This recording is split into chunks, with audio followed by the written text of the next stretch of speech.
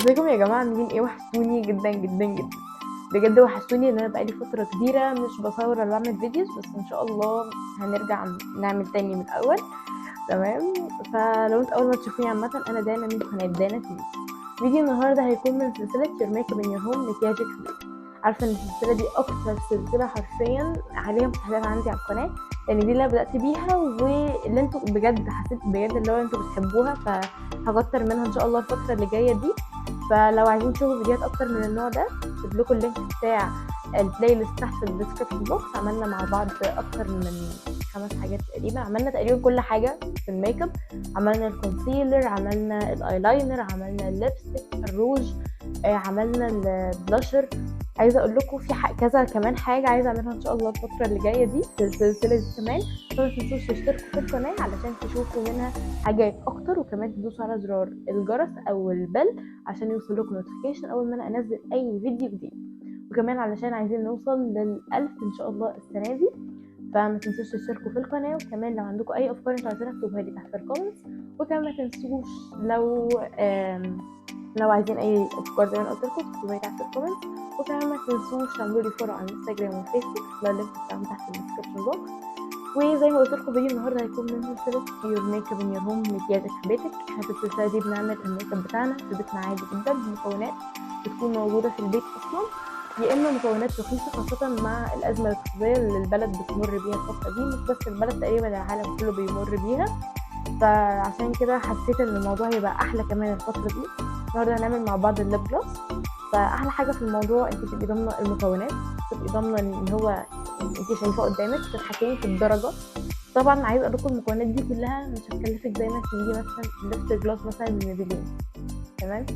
فطبعا ما تنسوش تكملوا الفيديو للاخر. وكمان انا عملت شويه ابجريدز كده، هو عباره عن هاك اصلا كانت فايرل جدا جدا على السوشيال ميديا الفتره اللي فاتت، ولكن انا عملت فيها شويه حاجات كده ان انا جربتها اكتر من مره. كنت عايزه اصورها بس في الفتره دي احنا كنا بنبيض هنا، تمام، في اوضه التصوير. فعلشان كده كنت مستنيه لحد ما تخلص علشان اصورها، وعملته اكتر من مره وبجد كان حلو قوي. فاتمنى الفيديو يعجبكم وتحبوه. يلا بينا نبتدي.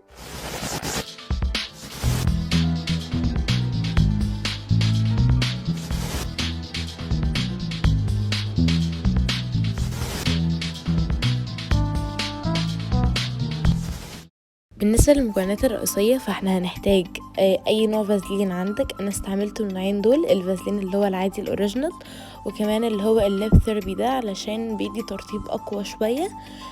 ولكن المادة الاساسية هي الفازلين. وبالنسبة كمان للمادة الأساسية التانية، هو ب3 حاجات بالظبط: الفازلين، والمادة التانية هي أي أويل عندك. أنا استعملت 3 حاجات: البيبي أويل، واللي هو زيت الأرجان، وزيت جوز الهند. ال3 ادوني يعني الريزلت هياها. انتوا تقدروا طبعا تستعملوا أي أويل عندكم. أنا استعملت ال3 دول وكانوا يعني بيرفكت بالنسبة لي. وبالنسبة للمكون الثالث واللي هو اللي هيدي الشيد أو اللون، فهو اي اي شادو او بلاشر عندك يكون باودر. بالنسبه للمواد بقى اللي هي مش اساسيه معانا، انا زودت الليب ثيرابي ده زي ما قلت لكم. وكمان بجد من اكتر الحاجات اللي هتدي ترطيب لشفايفك هي فيتامين اي، لان هو بيرطب الشفايف جدا جدا جدا، عايزه اقول لكم. فعلشان كده انا زودت كبسوله.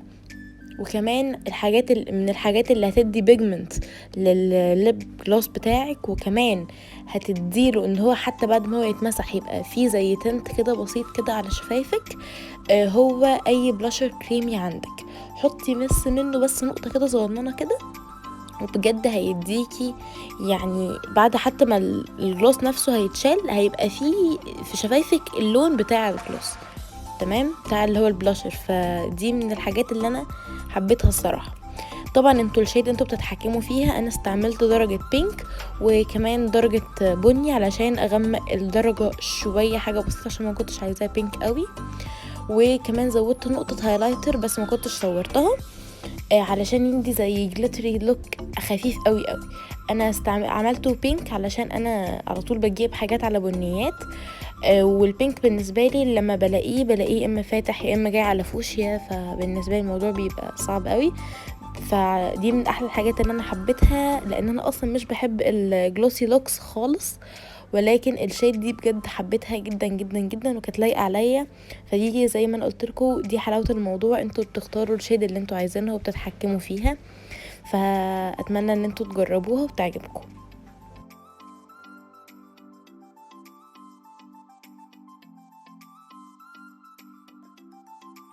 يلا بينا بقى نجرب الشيد. عايزه اقول لكم يا جماعه الحته اللي هي بتاعه الليكويد بلاشر اللي انا حطيتها دي بجد بتديله يعني بيجمنت حلو قوي. وكمان بعد بقى ما الجلوس نفسه هيروح كده اللمعه دي هتروح، فكرة ما بتروحش بسهوله خالص، تمام يعني بتقعد فتره حلوه. فعايزه اقول لكم بقى ان بعد ان هو هيروح الجلوس هتلاقوا لسه فيه زي تنت كده محطوط على شفايفك. هوريكم برضو السواتش بتاعته. طبعا انتوا الدرجة انتوا اللي بتتحكموا فيها، انا علشان على طول بجيب الحاجات على بنيات وغوامق فقلت اعمله على بينك كده المرة دي. طبعا همسح اي حاجة نحطها على شفايفي الاول. تمام، هتلاقوني حاطه الميك اب ريموفر في علبه التونر عادي جدا، لان الميك اب ريموفر ده انا اللي عاملاه وبجد هو خطير خطير بجد. هعمله لكم برضو ان شاء الله في القناه هنا. تمام، نبتدي كده عشان انا مش حاطه غير يعني تنت بسيط قوي، نقطه تنت بسيط، وبرده التنت اللي احنا عاملينه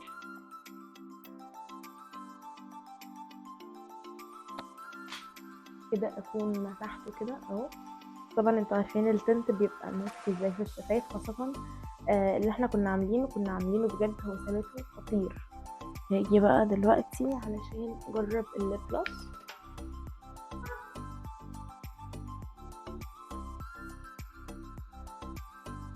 حابه اقول لكم ان انا حطيت بالظبط نقطه صغيره جدا جدا منه. بصوا ده شكله كده على الشفايف، سمعته بجد. انا بحب اللمعه اللي هي الهاديه دي.